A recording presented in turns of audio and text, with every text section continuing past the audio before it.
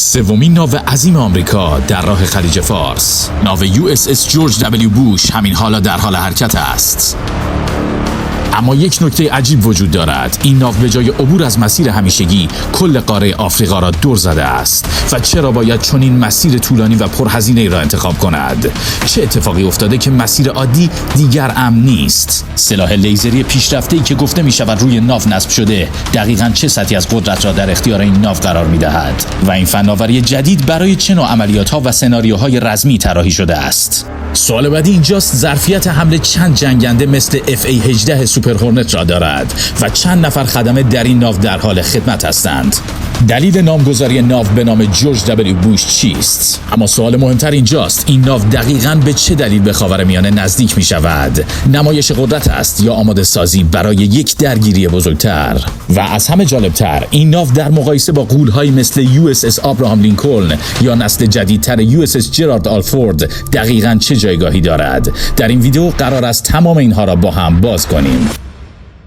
مسیر انتقال ناوهای آمریکایی به خلیج فارس معمولاً مشخص و قابل پیش بینی است. عبور از دریای سرخ و سپس کانال سوئز کوتاه‌ترین و متداول‌ترین مسیر به این نقطه محسوب می‌شود، اما این بار شرایط متفاوت است. ناو USS جورج دبلیو بوش این مسیر را انتخاب نکرده و به جای آن با دور زدن کامل قاره آفریقا و عبور از دماغه در حال حرکت به سمت خلیج فارس است. این مسیر نه تنها طولانی‌تر بلکه از نظر لوجستیکی پرهزینه‌تر و از نظر راهبردی غیر معمول است. در چنین شرایطی پرسش مهمتر اینجاست این ناو دقیقاً با چه سطحی از توان و ظرفیت وارد این معادلات می‌شود؟ در ادامه به برخی از مهمترین مشخصات و قابلیت‌های این ناو پرداخته می‌شود تا تصویری دقیق‌تر از توان عملیاتی آن ارائه شود. برای درک بهتر نقش این ناو باید به ابعاد واقعی توان عملیاتی آن توجه کرد. ناو USS جورج دبلیو بوش قادر است بین 80 تا 90 فروند جنگنده از جمله FA-18 سوپر هورنت را حمل کند. ظرفیتی که در ناو USS آبراهام لینکلن نیز در همین سطح قرار دارد، اما در نسخه بوش مدیریت و چیدمان ارچه برای افزایش بهره‌وری عملیاتی بهینه‌تر شده است. از نظر نیروی انسانی بیش از 5000 نفر در این ناو مشغول به خدمت هستند، عددی که تقریباً با آبراهام لینکلن برابری می‌کند، اما در این ناو با ساختار سازمانی و پشتیبانی بروزتر همراه است. طول این ناو حدود 333 متر و وزن آن نزدیک به 100,000 تن است، مشخصاتی که آن را در همان کلاس ابعادی ناو آبراهام لینکلن قرار می‌دهد، اما با اصلاحات مهندسی در بخش‌های کلیدی. اما با این حال نقطه تمایز اصلی در جزئیات پنهان‌تر است. هر دو ناو به راکتور هسته‌ای مجهز هستند و توان عملیاتی بلند مدت بدون نیاز به سوختگیری را دارند، اما در این ناو بهینه‌سازی‌ها در سامانه‌های پروازی و کنترل عملیات، سرعت و کارایی اجرای ماموریت‌ها را افزایش داده است. در مجموع اگر آبراهام لینکلن را یک ناو قدرتمند و تثبیت شده در نظر بگیریم، جورج بوش را میتوان نسخه بهینه‌سازی شده با تمرکز بر کارایی بیشتر در میدان عملیات دانست.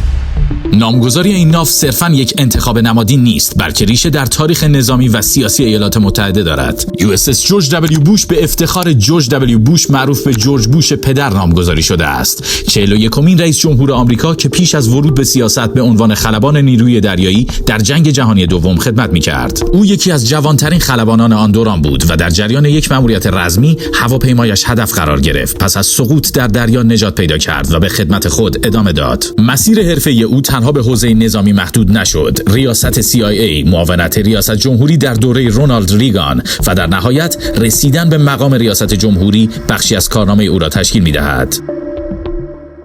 در میان سامانه‌های دفاعی پیشرفته‌ای که به ناو نسبت داده می‌شود، فناوری سلاح‌های لیزری به عنوان یکی از پیشرفته‌ترین مفاهیم جنگی مدرن است. سیستمی که به جای استفاده از مهمات فیزیکی با متمرکز کردن انرژی در قالب پرتو، اهدافی مانند پهپادها، قایق‌های تندرو و حتی برخی تهدیدات هوایی را در کسری از ثانیه مورد هدف قرار می‌دهد. سرعت درگیری در این سامانه‌ها عملاً در حد سرعت نور است و همین ویژگی زمان واکنش را به حداقل ممکن کاهش می‌دهد. مزیت کلیدی چنین فناوری علاوه بر دقت بسیار بالا، هزینه عملیاتی پایین در هر شلیک و وابستگی کمتر به زنجیره تأمین مهمات است. در ناوی با منبع انرژی عظیم مانند یک راکتور هسته‌ای، این نوع سلاح می‌تواند به صورت مداوم و با پایداری بالا عمل کند. در نتیجه سلاح‌های لیزری به عنوان یکی از مؤلفه‌های آینده نبردهای دریایی شناخته می‌شوند، فناوری که می‌تواند معادلات دفاع نزدیک را به طور اساسی تغییر دهد.